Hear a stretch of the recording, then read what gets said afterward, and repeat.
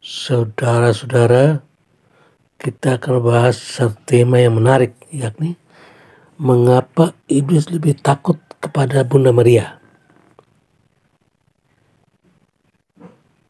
Menurut Romo Amor, setan lebih takut kepada Bunda Maria dibanding Yesus.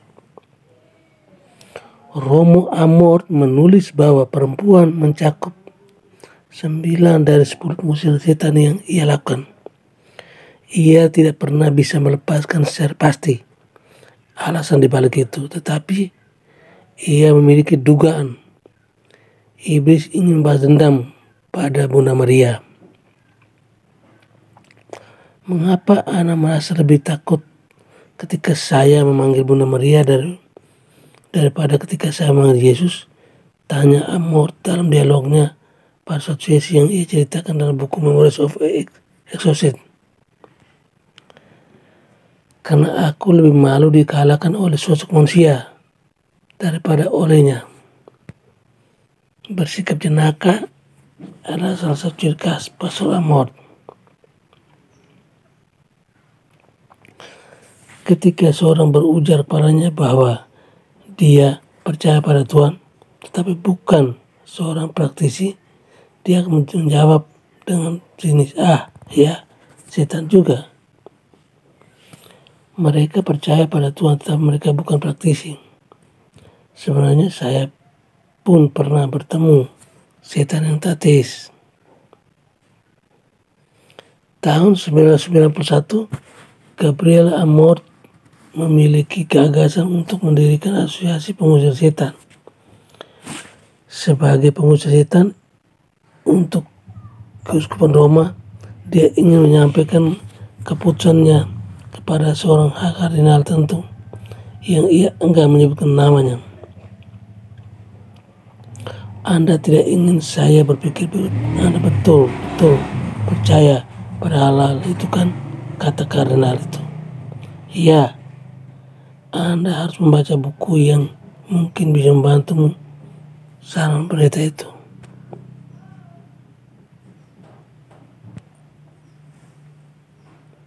Oh iya, buku apa itu? Romo Amor tanya kardinal. Ini, Injil. Jawab sampai membuat karena terheran. Injil lah yang beritahu kita bahwa Yesus mengusir setan. Jadi, apakah Injil juga merupakan takhayul?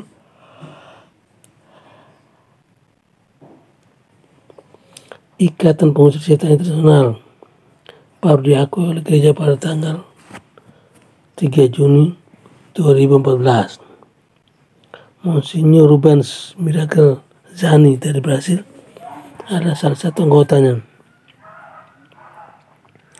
Diangkat sebagai pengusir setan pada tahun 2013. Dia bertemu Pastor Amor setahun sebelumnya saat mengikuti kurs pelatihan di Roma. Dia adalah orang yang luas pengetahuan, ceria dan cerdas, jelas Monsignor Zani. Alami kekerasan fisik. Sekali-kali Amor akan mendapatkan titipan berupa dorongan, pukulan atau gigitan di beberapa kasus. Suatu kali sebuah tendangan yang rasanya terlalu keras membuat saya harus memakai gips selama 40 hari. Sudahnya, pastor itu pernah mengatakan bahwa ia juga tidak bisa menghitung berapa kali ia diludahi. Ia juga mengklaim pernah mengusir setan dari seorang biarawati di Italia bernama Gisela. Ia melihat Gisela memuntahkan benda-benda besi seperti paku, skrup, dan gunting.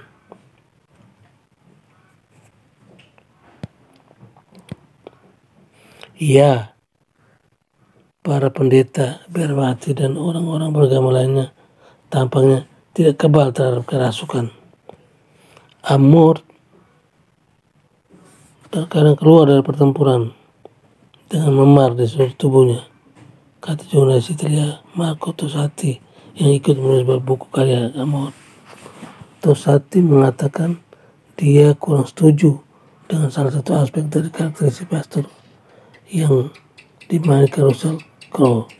Aktor Australia terlihat berjanggut dalam film tersebut. Pastor Amod selalu bersyukur bersih, tapi mari nonton film dulu sebelum menghakiminya.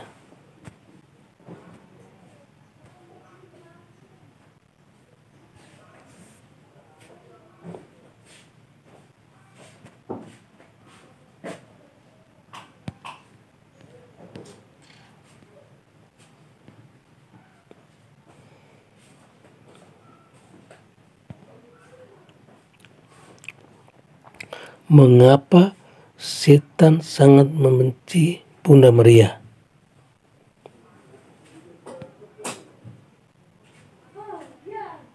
Setan sangat membenci Santa Bunda Maria. Bahkan setan telah melakukan segala upaya untuk mencegah tindakan devosi kepadanya, dan setan telah menanamkan kebencian kepadanya selama 2 milenial. Pernahkah Anda memperhatikan bahwa dogma dan devosi kepada Maria lah yang menimbulkan reaksi paling kuat pada orang-orang yang menolak dan membenci gereja? Bahkan beberapa umat Katolik yang baik, mereka banyak yang merasa malu dengan tindakan devosi kepada Bunda Maria, Bunda kita, dan mereka berpikir kita tidak boleh terlalu ekstrim dalam pemujaan kita terhadap Bunda Maria. Mungkin Anda juga bertanya-tanya, mengapa gereja menjunjung tinggi peran Bunda Maria, peran Maria yang tak bernolak itu? Mungkin Anda bertanya-tanya, mengapa Allah milih untuk menggunakan Maria dalam karya penebusan? Kali ini saya ingin merenungkan mengapa iblis sangat membenci Bunda Maria, dan mengapa kita harus menjadi ksatria yang berbakti kepada Bunda Maria. Dia akan menghancurkan kepalamu. Adegan di dalam Taman Eden, tokohnya adalah Tuhan, ular, Adam, dan Hawa. Iblis menyeringnya penuh kemenangan. Dia baru saja berhasil menipu Hawa, dan melalui dia juga menipu Adam. Ya, iblis sangat bangga pada diri sendiri. Anda hampir dapat merasakan kebanggaan iblis dalam tindakan penghancuran itu, karena dia telah berhasil menodai karya penciptaan Allah dan menyeret manusia yang kepadanya Allah memiliki kasih yang istimewa ke dalam kematian dan kesengsaraan. Tuhan telah muncul di tempat kejadian untuk membersihkan kekacauan yang terjadi, menyampaikan kutukan tragis yang diakibatkan oleh dosa, dan juga sekaligus untuk menyatakan proto-evangelium, petunjuk pertama dalam Injil serta malapetaka yang dialami oleh iblis. Tuhan mulai dengan menyapa setan, memberitahukannya bahwa dia akan memakan kotoran selama sisa hidupnya.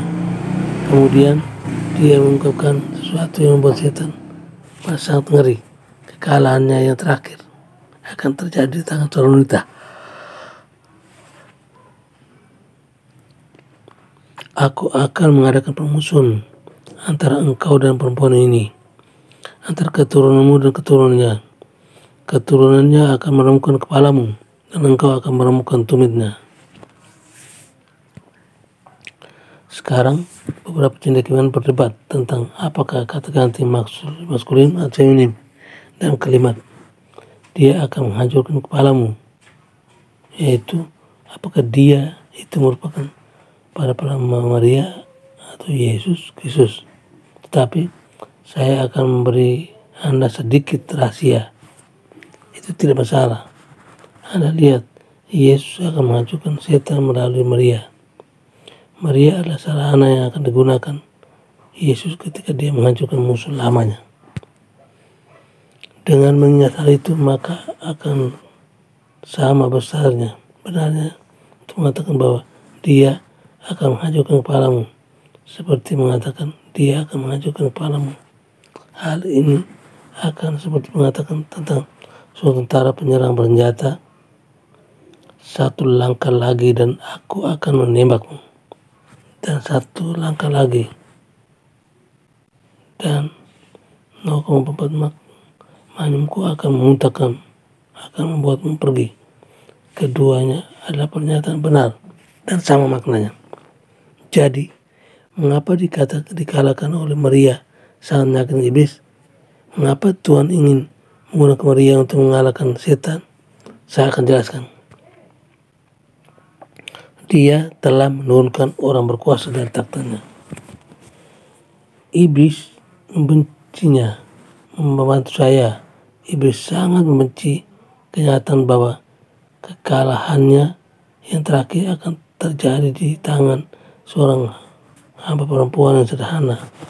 Di satu sisi, hatinya sombong masih dapat menerima jika dia dikalahkan oleh Tuhan sendiri, karena dia adalah Maha Kuasa, telah dihancurkan oleh seorang wanita sederhana dan Nazaret. Pikiran ini benar-benar amat memalukan bagi iblis. Hal itu sampai membuatnya gila, karena satu hal yang paling dibenci adalah oleh makhluk ciptaan yang congkak itu dalam semua ciptaan adalah jika dirinya dihinakan. Setan menganggap kekalahannya oleh peran Maria amat memalukan karena dia seorang wanita, dan wanita adalah jenis makhluk yang lebih lemah daripada pria. Dan setan membenci kelemahan. Setan sangat suka jika melihat seorang wanita dilecehkan, terendahkan, dan dijadikan sebagai bahan mainan. Belum lagi bahwa Bunda Maria adalah manusia, dan setan sangat membenci manusia karena kita memiliki tubuh, sedangkan setan adalah roh murni yang menganggap tubuh adalah menjijikan. Tetapi ada alasan lain yang lebih mendalam bahwa setan benci jika dikalahkan oleh Maria, karena Maria menjadi pengganti dirinya di surga. Soalnya Lucifer awalnya adalah pencapaian terbaik dari Tuhan. Dia lebih indah, lebih kuat dari semua makhluk yang lain yang diciptakan Tuhan. Dan seperti kita ketahui, semua tahu, hal itu membuatnya lebih besar kepala. Dia sangat indah, sangat kuat, sehingga dia benar-benar berpikir bahwa dirinya bisa lebih baik daripada Tuhan. Inilah ciri khas setan yang amat menentukan kesombongan dan kecemburuan kepada Yang Maha Kuasa. Dan apa karakteristik yang menentukan dari bunda kita? Pertama dan terutama, dia sangat rendah hati. Bahkan dia adalah makhluk yang paling rendah hati yang pernah ada. Untuk setiap ukuran kebanggaan yang dimiliki oleh iblis, Maria memiliki rendah hati 2 kali lipatnya. Untuk setiap tetes kecemburuan yang dipenuhi kebencian dan kepahitan dalam hati, setan hitam kelam, hati Maria penuh dengan pujian, syukur, dan kasih yang 2 kali lebih banyak. Setiap satuan kerusakan yang bengkok dan kerusakan dalam jiwa iblis, hati Maria dipenuhi dengan lebih banyak lagi sifat kemurnian dan kesuburan.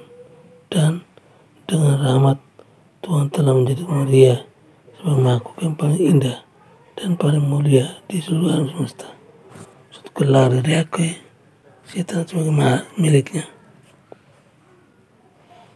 Dalam segala hal, Maria yang tak bernoda adalah kebalikan dari setan. Dalam segala hal, Maria adalah pengganti setan, dan setan tahu hal itu. Pertukaran rahmat ilahi dengan antara Maria dan setan diungkapkan dalam nyanyian pujian Bunda Maria, Magnificat. Aku mengakukan Tuhan, hatiku bersukaria karena Allah penyelamatku, sebab ia memperhatikan daku, hambanya yang hina ini. Mulai sekarang aku disebut yang bahagia oleh sekalian bangsa, sebab perbuatan besar dikerjakan bagiku oleh Maha Kuasa. Kursa namanya, kasihnya turun-temurun kepada yang takwa. Perkasa perbuatan tangannya, dicerai-beraikannya orang yang angkuh hatinya. Orang berkuasa diturunkannya dari takhta, yang hina diangkatnya, yang lapar dikenyangkan menggantikannya dengan kebaikan. Orang kaya diusir pergi dengan tangan kosong. Menurut janjinya kepada leluhur kita, Allah telah menolong Israel hambanya dan kasih-Nya kepada Abraham serta kepada keturunannya untuk selama-lamanya. Demikian Magnificat, kita melihat peran Maria dalam karya keselamatan diringkaskan dengan indah. Kanan hati Maria, sebab ia memperhatikan daku, hambanya hina ini. Karya rahmat Tuhan yang luar biasa dalam diri Maria. Sebab perbuatan besar dikerjakan baik oleh Maha Kuasa. Kudus dan namanya. Allah mengusir setan, perkasalah perbuatan tangannya, dicerai-beraikannya orang yang kuat hatinya, orang yang berkuasa diturunkan dari takhta, meninggikan Maria, menggantikan tempat setan yang dihina diangkatnya.